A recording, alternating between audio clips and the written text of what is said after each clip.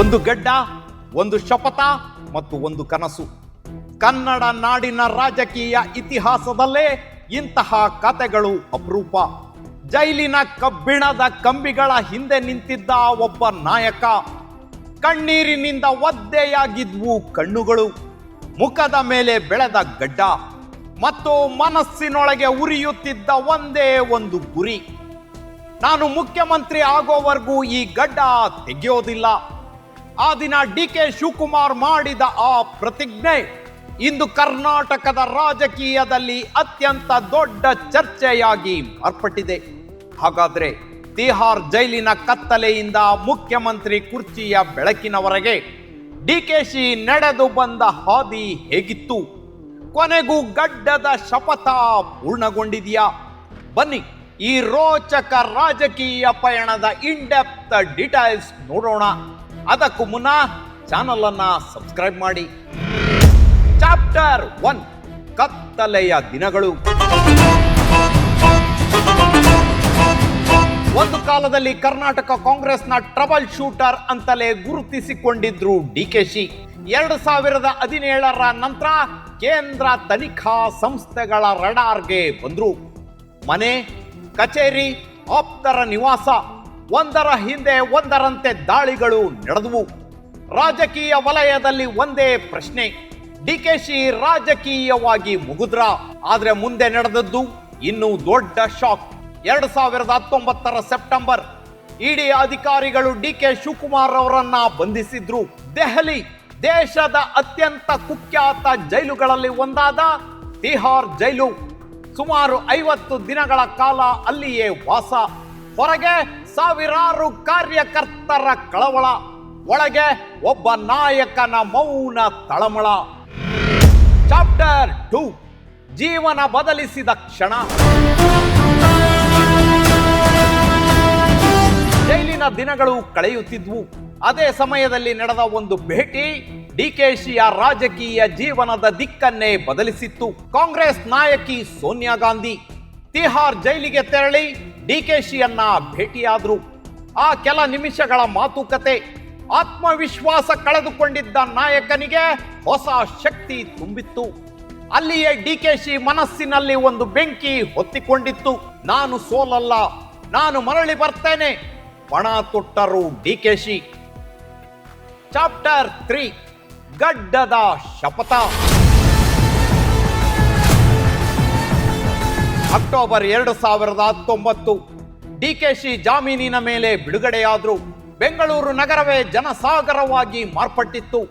ಅಭಿಮಾನಿಗಳ ಘೋಷಣೆ, ಕಾರ್ಯಕರ್ತರ ಕಣ್ಣೀರು ಮತ್ತು ಮಾಧ್ಯಮಗಳ ಕ್ಯಾಮ್ರಾಗಳು. ಆ ಕ್ಷಣದಲ್ಲಿ ಡಿ.ಕೆ.ಶಿ ಹೇಳಿದ ಮಾತು ಇಂದಿಗೂ ಅನೇಕರಿಗೆ ನೆನಪಿದೆ. ಗಡ್ಡವನ್ನ ಸವರುತ್ತಾ ಭಾವುಕರಾಗಿ ಅವರು ಒಂದು ಶಪಥ ಮಾಡಿದ್ರು. ರಾಜ್ಯದಲ್ಲಿ ಕಾಂಗ್ರೆಸ್ ಸರ್ಕಾರ ತಂದು ನಾನು ಮುಖ್ಯಮಂತ್ರಿ ಆಗೋವರೆಗೂ ಈ ಗಡ್ಡ ತೆಗೆಯೋದಿಲ್ಲ. ಅದು ಕೇವಲ ಮಾತಲ್ಲ, ಒಬ್ಬ ರಾಜಕಾರಣಿಯ ಪ್ರತಿಜ್ಞೆ, ಒಬ್ಬ ಹೋರಾಟಗಾರನ ಸಂಕಲ್ಪ, ಒಬ್ಬ ಕನಸುಗಾರನ ಗುರಿ. ಚಾಪ್ಟರ್ 4, ಕಾಂಗ್ರೆಸ್ ಪುನರ್ಜನ್ಮದ ಕತೆ.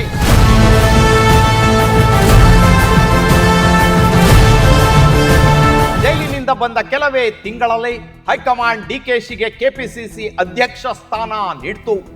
ಅಲ್ಲಿಂದ ಶುರುವಾಯಿತು ಕಾಂಗ್ರೆಸ್ ಪುನರ್ ನಿರ್ಮಾಣ. ಒಂದು ಕಡೆ ಸಿದ್ದರಾಮಯ್ಯ, ಇನ್ನೊಂದು ಕಡೆ ಡಿ.ಕೆ.ಶಿ ರಾಜಕೀಯದ ಜೋಡೆತ್ತುಗಳಂತೆ ಹೋರಾಟ ಆರಂಭಿಸಿದ್ರು. ಮೇಕೆದಾಟು ಪಾದಯಾತ್ರೆ, ಪೇಸಿಎಂ ಅಭಿಯಾನ, ರಾಜ್ಯಾದ್ಯಂತ ಸಂಘಟನಾ ಶಕ್ತಿ. ಕಾಂಗ್ರೆಸ್ ಮತ್ತೆ ಜೀವ ಪಡೆದುಕೊಳ್ತು. ಚಾಪ್ಟರ್ 5, 2023ರ ಮಹಾ ವಿಜಯ.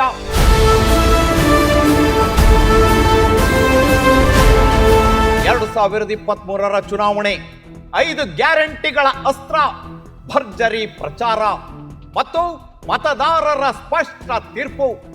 ಕಾಂಗ್ರೆಸ್ 135 ಸ್ಥಾನಗಳೊಂದಿಗೆ ಭಾರಿ ಗೆಲುವು ಸಾಧಿಸಿತ್ತು. ಆದರೆ ಅತ್ಯಂತ ದೊಡ್ಡ ಪ್ರಶ್ನೆ ಇನ್ನೂ ಉಳಿದಿತ್ತು. ಸಿಎಂ ಯಾರು? ಸಿದ್ದರಾಮಯ್ಯನ ಅಥವಾ ಡಿ.ಕೆ.ಶಿನ? ಚಾಪ್ಟರ್ 6, 3 ವರ್ಷಗಳ ತಾಳ್ಮೆ.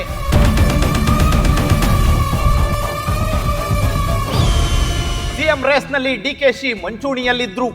ಆದ್ರೆ ಅಂತಿಮವಾಗಿ ಹೈಕಮಾಂಡ್ ಸಿದ್ದರಾಮಯ್ಯ ಅವರಿಗೆ ಮುಖ್ಯಮಂತ್ರಿ ಪಟ್ಟ ನೀಡಿತು. ಅನೇಕರು ಅಂದುಕೊಂಡ್ರು ಡಿಕೆಶಿ ಅಸಮಾಧಾನ ಹೊರಹಾಕ್ತಾರೆ ಅಂತ. ಆದ್ರೆ ಅವರು ಮೌನವಾಗಿದ್ರು. ಶಿಸ್ತಿನ ಸೈನಿಕನಂತೆ ಕೆಲಸ ಮುಂದುವರೆಸಿದ್ರು. ಉಪಮುಖ್ಯಮಂತ್ರಿ, ಬೆಂಗಳೂರು ಅಭಿವೃದ್ಧಿ, ನೀರಾವರಿ ಇಲಾಖೆ ಹೀಗೆ 3 ವರ್ಷಗಳ ಕಾಲ ತಾಳ್ಮೆಯಿಂದ ಕಾಯುತ್ತಲೇ ಇದ್ರು.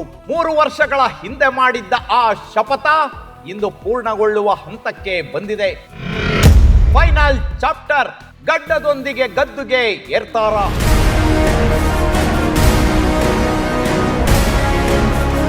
ತಿಹಾರ್ ಜೈಲಿನ ಕತ್ತಲೆ, ಕಣ್ಣೀರಿನ ದಿನಗಳು, ತನಿಖೆಗಳ ಒತ್ತಡ, ರಾಜಕೀಯ ಹೋರಾಟ ಎಲ್ಲವನ್ನೂ ದಾಟಿ ಡಿಕೆಶಿ ಮುಖ್ಯಮಂತ್ರಿ ಕುರ್ಚಿಯ ಅಂಚಿಗೆ ಬಂದು ನಿಂತಿದ್ದಾರೆ. ಆದ್ರೆ ಈಗ ಇಡೀ ರಾಜ್ಯದ ಗಮನ ಒಂದೇ ವಿಷಯದ ಮೇಲಿದೆ.